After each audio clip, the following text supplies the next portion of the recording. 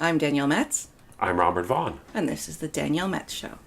Quote, I'm praying for everyone affected by today's horrific attacks on Easter worshippers and travelers in Sri Lanka. Quote, the attacks on tourists and Easter worshippers in Sri Lanka are an attack on humanity. These statements were tweeted on April 21st, 2019 by Hillary Clinton and Barack Obama respectively after the terrorist attacks on Easter Sunday in Sri Lanka. There are two of many prominent Democrats that use the term Easter worshippers rather than what the victims of this atrocious attack actually were, Christians. Contrast that with how both responded to the Christchurch, New Zealand attack. Hillary tweeted, my heart breaks for New Zealand and the global Muslim community. And Barack echoed the sentiment with, Michelle and I send our condolences to the people of New Zealand. We grieve with you and the Muslim community. The narrative on the left is that Muslims are a community, whilst Christian victims are Easter worshippers. I'm not a religious person, but I'm pretty sure that Christians do not worship Easter. They worship Christ. The concept of an Easter worshipper is derogatory, calling to mind a primitive paganism, and it is an othering. As Wretched the Cat tweeted on April 22nd, 2019, the strategy is to win the battle of association. Associate Christianity with perversion, patriotism with racism, free enterprise with cruelty, etc. And who's doing the virtue signaling? Why the heirs of Stalin? So, Robert, in the ongoing war of concepts and definitions, do you think the left is winning the rebranding game? No. They may have at some point in the past when people didn't have access to the internet, but now that we can put all of these tweets and comments together and we can see the false narrative, we can see the forced narrative. And so, no, they're not going to win this. They actually makes them look foolish and contrived.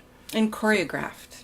And choreographed, yes. It's a nice little dance they're doing, trying to change people's impressions of what went on. And that's exactly what the problem is that if they don't identify perpetrator and victim, like for now they're not even calling them Muslims. No. The government came out, was it yesterday, and said that we're no longer going to be identifying terrorists as Sunni and Shia and things like that, identifying the sect that may create the terrorism. And now with the Easter worshippers, they're not identifying properly the victims. So how do you propose to solve a problem when you cannot let the public know who the perpetrators are and why they're doing it, and who the victims are and why they became victims? So they weren't victims because they were worshiping on Easter. They were victims because they were Christian. Yep. And the perpetrator were Muslims. And it's almost slipped out of the media narrative. There was over 300 people died. And I don't like to compare tragedy to tragedy, but in Christchurch, New Zealand, it was about 50 or 60. The magnitude of this is much higher.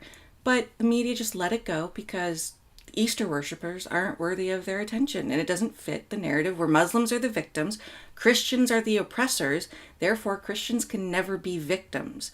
So therefore the victims have to be Easter worshippers. Exactly. There are other facets to this particular Easter worship issue as well, and that is that when they don't identify the victims as Christian, part of it I think is that the word Christian gets stuck in their throat. And the left are very much anti-Christ. Yes. But that's only incidental. They're anti-Christ or anti-Christian because Christians, for better or for worse, I mean, this is debatable because neither of us is a Christian or a worshiper of any sort, Easter or Christmas or whenever. But when they get that word stuck in their throat, it's because not necessarily because they're Christian, but because they have a set of values. And postmodern progressivism, one of the characteristics of it is moral relativism. In other words, anything goes. There are no values. There are no codes of conduct. And all of these, of course, Christians have to one degree or the other. And the left have not.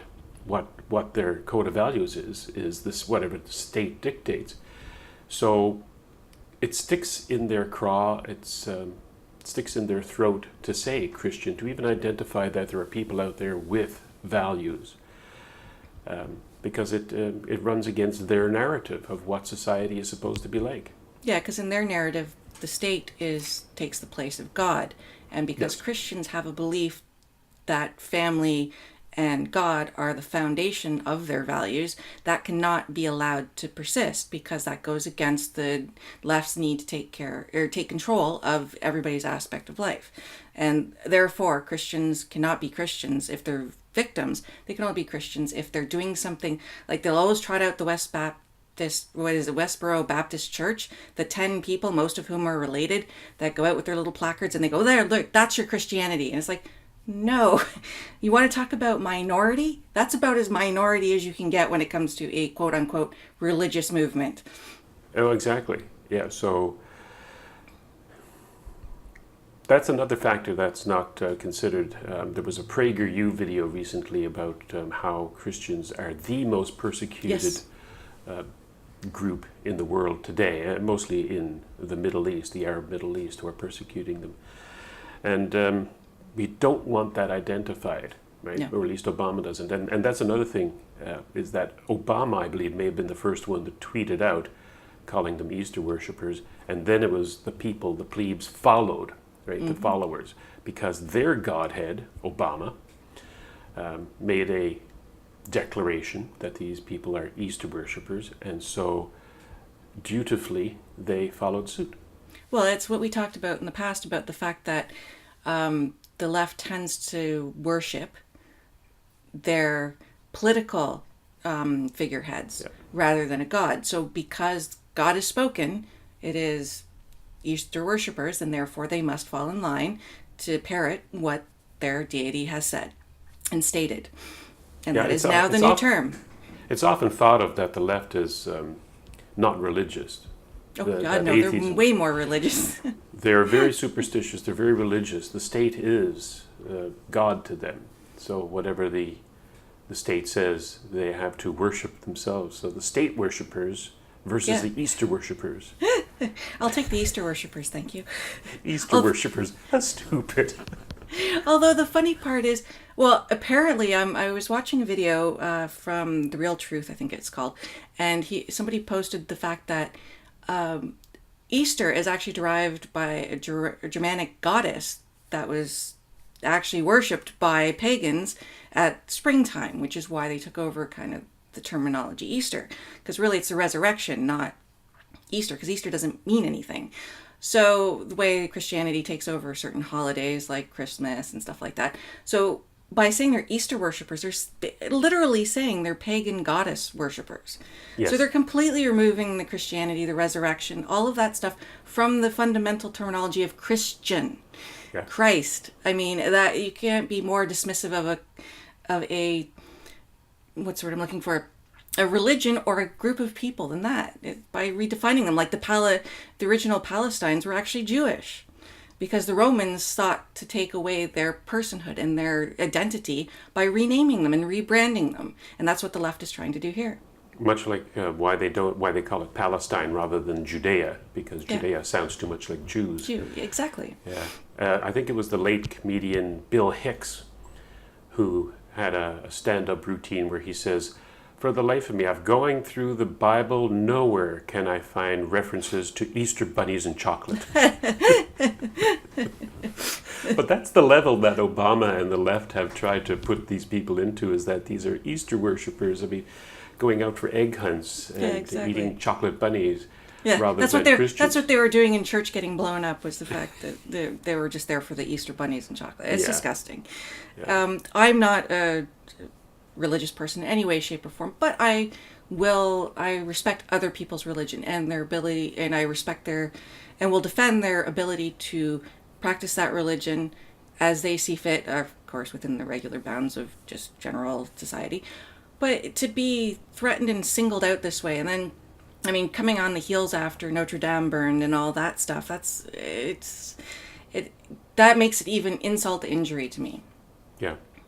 And I just the derogatory term of Easter worshipper. I don't know, Robert. We live in crazy times. It's a clown world. It is honk honk. But this is so funny, actually. I mean, it's sad, it's tragic that people like Obama and Clinton would come out and say these things. But frankly, with the internet, thank God we can put it all together and look at it for what it is. Which is probably why they're doing the purge again, which have been coming lately, with Paul Joseph Watson being deplatformed on Facebook. They banned Alex Jones. I don't understand how that's possible. They call Louis Farrakhan a right-winger. Instagram. Alex was banned off of Facebook last year, I think, but it was Instagram, I think, this time around. Owned by the same company. Yeah, exactly. It's still Zuckerberg. But yeah, so they're purging the truth tellers. That's what they're doing. The people who actually go down the ground and they do what they have to do to expose stuff like this. Because I only heard about Easter worshippers through people that they even said this through Bill Whittle, through Sticks, Axe, and Hammer 666, through the alternative media, which is why they're clamping down on it, so that we don't put these pieces together. Yeah. Because it's dangerous to their narrative and it's dangerous to their grasp on power. It's why Just Right was kicked off CHRW, the radio station, because they don't want to hear the truth. I'm waiting to get it. Well, we're not powerful enough to be kicked off of YouTube yet, but I'm waiting. One day, I'm hoping. We'll get there, Robert. The badge of honor will be banned. Well, on that note, please ban us, YouTube and Facebook and the rest of you, and we'll take care. You're not serious. No, don't ban us. No, ban us. We'll be more popular then. Everybody will be talking about us. Right, take care. No, they won't. They'll be banned too. Cheers. Yeah, cheers. If you've enjoyed this presentation, visit justrightmedia.org for more programming that's not right-wing. It's just right.